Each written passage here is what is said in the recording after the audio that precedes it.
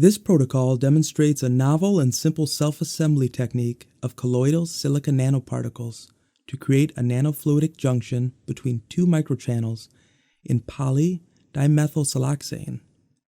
The bead membrane, with a pore size of approximately 45 nanometers, acting as a cation selective membrane, can be used for the electrokinetic concentration of DNA and protein samples.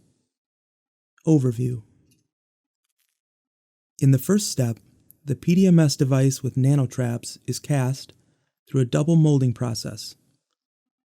After plasma bonding the device to a glass substrate, surface functionalized silica beads are injected into the microchannels to form the self-assembly colloidal membrane. Lastly, a voltage is applied across the membrane using a source meter and voltage divider. The ion depletion and concentration increase are observed using an inverted epifluorescent microscope with a CCD camera. Preparation of the silica colloidal particle suspensions.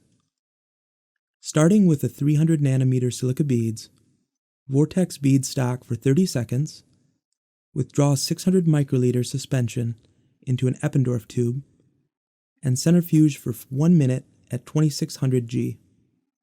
After centrifugation, carefully remove the supernatant. Resuspend the beads with 400 microliters of 1 millimolar sodium phosphate buffer to reach a 15% working concentration. Vortex to reach a homogeneous suspension. Repeat the same steps to prepare 500 nanometer silica beads. For 500 nanometer carboxylic silica beads, weigh 100 milligrams in a 15 milliliter Falcon tube. Then transfer 9.8 milliliters of 1